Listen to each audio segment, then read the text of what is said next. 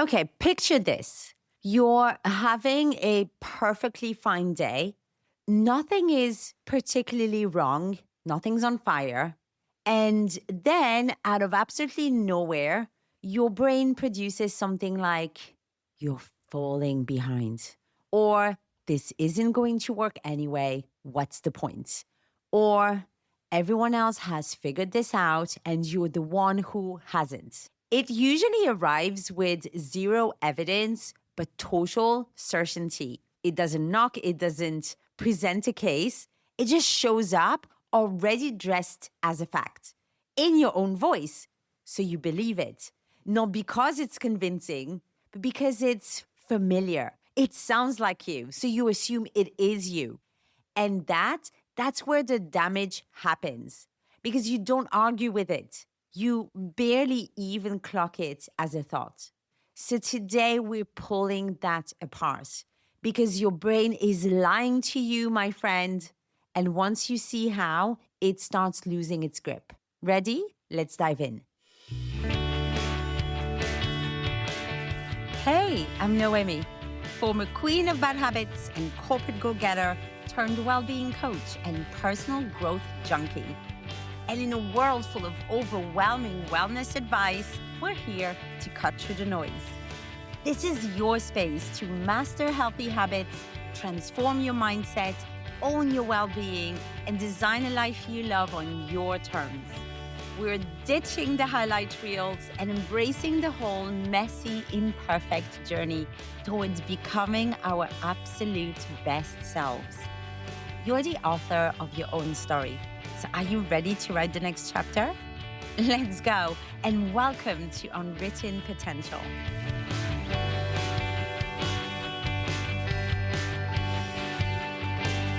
Hello, welcome back to Unwritten Potential with me, Noemi. I am so happy that you're here. This is the first episode in a small little mini series I'm calling the Spring Clear Out. 2 weeks of clearing out the stuff that isn't working, but that you've maybe kept doing anyway. And we're starting with the biggest one, the voice in your head. I'm recording this by a lake in Guatemala, and there are so many boats on the lake. I don't mean to sound ungrateful, but do they not realize that we're trying to work here? Anyway, quick life update before we dive in, and I promise you it's related. I had one of those brain moments last week that was so ridiculous, it actually made me laugh once I caught it. So we're 4 months into our year-long trip through Latin America, and I'm doing work I chose, living a life I chose. In fact, living a life I spent 2 years building. And the thing that surprised me most since we started traveling is the guilt. Not about anything specific, just constant feeling that I should be doing more work. Every time I'm not at my laptop, I have this feeling like you should be working right now. And hey, 18 years of corporate life plus a deeply, deeply type A brain will do that to you. So there I was sitting by this beautiful lagoon in Mexico called Bacalar. And my brain's contribution is like, you should be further along with your business now. Not, hey, this is nice. Not, hey, well done you. Just not enough. The fucking audacity, right? And that's exactly what we're talking about today, because that thought felt so true.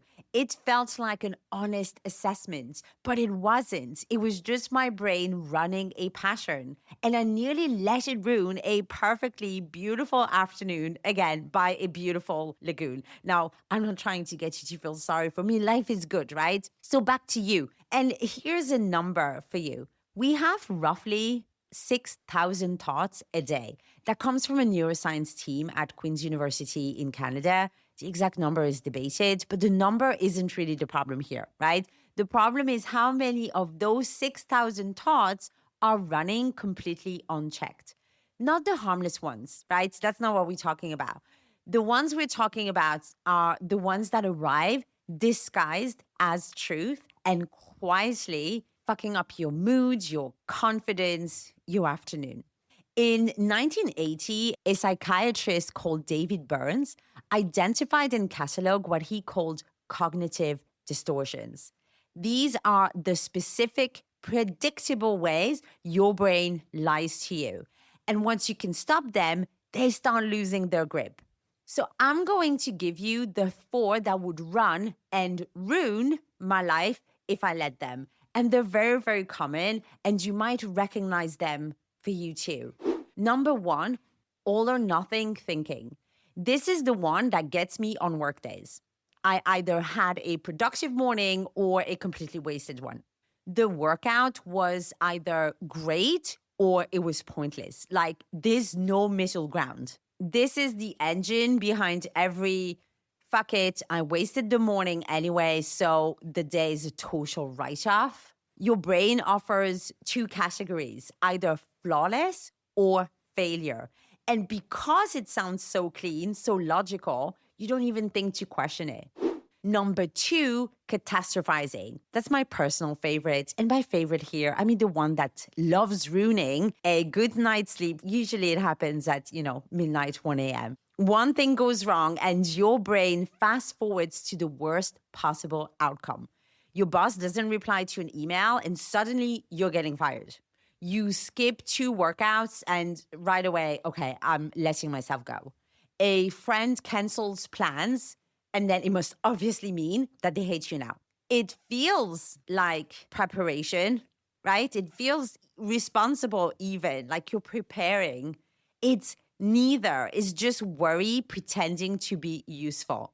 Number 3, overgeneralizing. This one's more subtle, but listen for the words here. I always do this. Nothing ever works. If the sentence contains always or never, it's probably this one.